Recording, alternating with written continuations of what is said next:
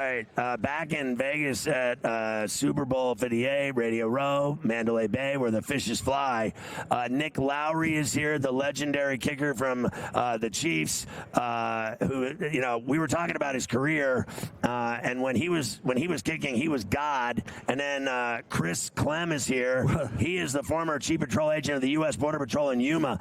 The 310 to Yuma is no there you joke. Go. Exactly. So now let me get to the gist of the massive blue Overwatch thing. Here it is. AI trying to help the Popo keep everybody safe. Yes. And then that would be one place that I would start at, would be where Chris was, down by the border, which now politicians stop doing everything they're doing, including eating and drinking, to figure out who they're going to blame for the problems at our borders. Well, we're not going to worry about blaming anybody. This is Massive Blue. You can go to massiveblue.io. But we've got an all-star right here in Chris Clem, who was there on the border for 27 and a half years, and until a year ago in Yuma, where there has been an exponential increase in fentanyl trafficking. 300 people per day, more than the Vietnam War, die every day from fentanyl. So Chris and I were working with Massive Blue, and Chris has got an appreciation. Why don't you talk about what it's like? If we had AI for the last 20 years, what would the landscape look like? What Scott said is spot on. I mean, I almost just wanted to drop the mic and walk away, right? We've got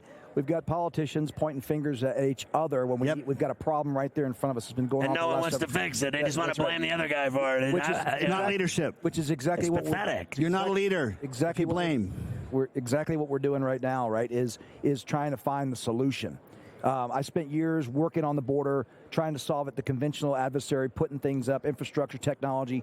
Since I've retired, we've joined forces with Massive Blue, and specifically Overwatch, where we're using machine learning and AI to combat the trafficking. Let's look at it this way. We're building a cyber wall to protect our country, protect our companies, protect our communities, and protect our children, because online proliferation by transnational criminal organizations, domestic criminal organizations, are exploiting people every day. And this border crisis that's going on, the people that are coming over here, many of them are caught up in this trafficking vortex. They don't even realize that. Right. And we can use this technology, this program, to help rescue people. First of all, two things. One, how impossible is it? Because it has to be nearly impossible. It's crazy. And then, like, dealing with it, it's crazy. And the other thing was, like, I live in New York City, and they had some of the, let's just say, some of the people that came to the city from the border and that were in shelters in New York City. You saw, I don't know if you saw what happened. They kicked and stomped cops, and then they were beating cops to death. Released without bail. And then released without bail. And then they caught buses to the West Coast and got away with it. To Phoenix, where I live. And that is insanity. It is insanity. They can't control the border, let alone when they come into these cities. You know, if you're a kicker in the NFL, you miss a field goal, you better own it and not make excuses. What's happening now is they're making excuses.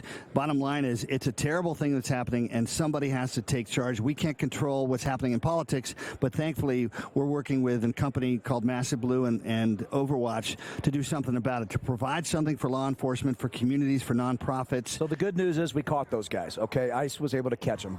Back to your point, the question about what was happening in New York City. Look, the mayor came down, his team came down to Yuma when I was chief. Right. We told him, hey, this is what's happening. So it's sad that, you know, it's taken this kind of a rude awakening for people to realize that we got a problem. I'm not going to point the finger and say that we're blaming migrants. That isn't. I'm blaming the fact that we have allowed this to go on unchecked, and that's a pull factor that's exploiting people. And the cartels and the smuggling organizations are making money hand over fist.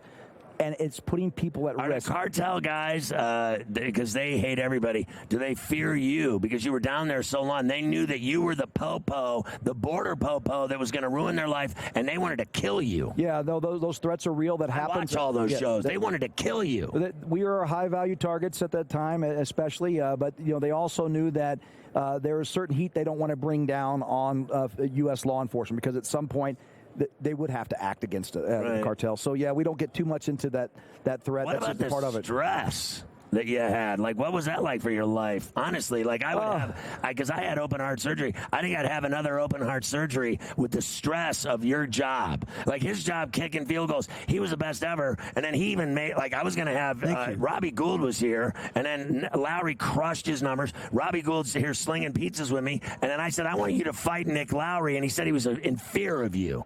because of your record. You know, you're so full of it. And you're then, so full of it. And then the game moved on, and all these guys started breaking your records. So, I also think that should be illegal, like the border. That people should be allowed to break your record should be stopped. The crisis, the stress is there. The stress is real. You're dealing with issues. You're dealing with humans. You're dealing with making Cartels. sure your people are safe. And when you see that, sometimes it's just turned a blind eye.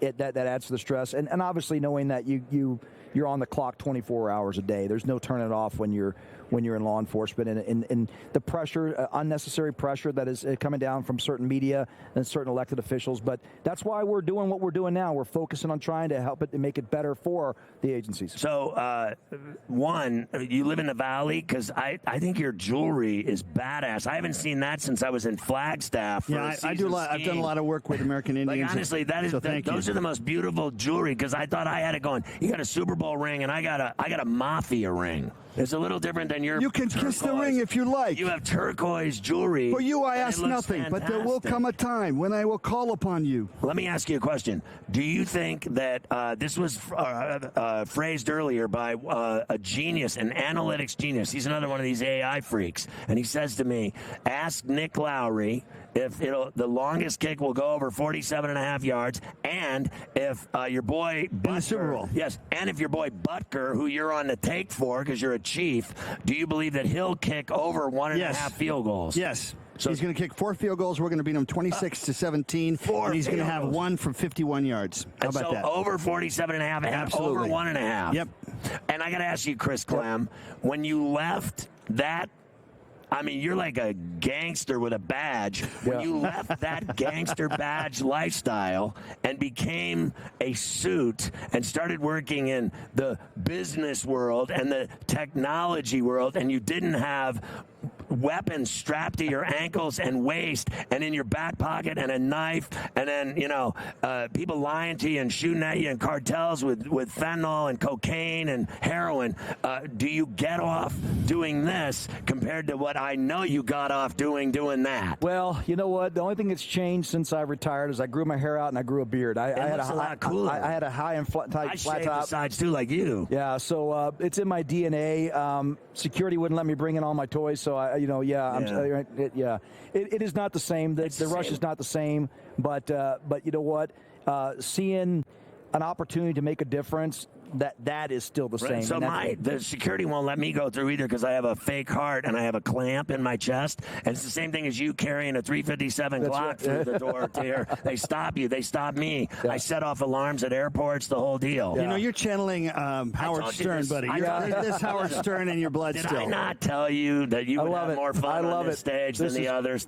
I was on with Stuttering John on a show on CBS TV for a while, so I was broken in hard. It's weird. I was long after John. I didn't know John. I went with Howard from CBS to Sirius from 06 to like 13, and then I went back to CBS. So I was after him, and I was certainly filthier than him. I was a horrible human being, and I was good at it. Yeah, you're smiling, so I don't think there's a was. No. I don't think there's a past tense. I think you are loving it. Yeah. You are the leader in your own right. I still get to carry it. That actually earned that, wore that. That's the original one I wore. I want to show that to the camera. Yeah. Afterwards, we got to take a picture together with you arresting me with your federale badge. There you go. I'm still fascinated by the cartel badges. There are no better shows on television than watching you guys deal with cartels and gangsters. To catch a smuggler is a good one to watch. It's the greatest thing ever. Especially when I watch all those. You think I'm kidding? I'm not. What do you got? Cocaina. You love it when I just watched for the third time the different versions of the Blanco story. That was another woman that was the devil. Yeah. She killed everyone, and she was bringing in like 300 million pounds a year into the U.S. And this is why we have this platform. It's why we talk about it, right? Because we're talking about some fun stuff to watch, but the reality is that's what's going on in this country and it is around the world. It's not fun at all, and that's why we want to use our platform and we want to use Overwatch to go ahead and target these folks so we can keep them safe. when you were, everything, author, poet, teacher, philanthropist, how in God's name, lastly, in God's name, did one of the greatest kickers in the history of the NFL end up doing this? Like, how did you go from that to this? I was a legislative aide in the U.S. Senate before I made it in the NFL. Then I worked in Washington half my time, including in the Drug Abuse Policy Office. And you just have to keep your eyes open, your heart open to see here are people, first of all, on the Border Patrol that need respect and love and support, because there have been 20 suicides plus. Nobody ever talks about that. It's just a common sense thing. You want to protect this country. And if somebody wants to contribute, then come on in. But if you're not there for the right reasons, we got to make sure that the law enforcement have what it takes to make sure that we make it a lot harder for those bad guys to come in. Your Overwatch program. Yes. And, I mean, can you imagine from that to this? Like, it's pretty cool. It is. It's pretty nice because it is pretty creative. It is what we need, right? It is going to. It's a game changer for helping law enforcement. Either of these guys deal with you? Does Biden or Trump deal with you? No. They won't deal with you? No. They think you're a moron. Not we yet. want nothing to do with him. Meanwhile, 10 times more than both of them. They retweet or they'll read stuff that goes on. I do a lot of public speakings. I stick to the facts about the border, and that's what it allows me to be able to use things like this. Last but not least, the tunnels you used to deal with the coke. Yeah. They got tunnels here in Vegas now. They have Teslas that go from the convention center to the airport, to all the casinos. Yeah. It's underground tunnels. I need some underground tunnels so I can escape here, go back to the casino, bet on the game, bet on the over kicks at 47.5, bet over the 1.5, and then bet that Butker's going to kick 4 field goals. It's an honor to me. When I was a little kid, my grandpa was an artist. You were a little kid? It's hard for me to see that. He painted on my wall as a child was a giant wall, entire covering of Jan Stenerud kicking a field goal for the Kansas City. He was pretty good. Thanks for coming on the show, guys. Thank you, brother. Chris, thank you. Hey, nice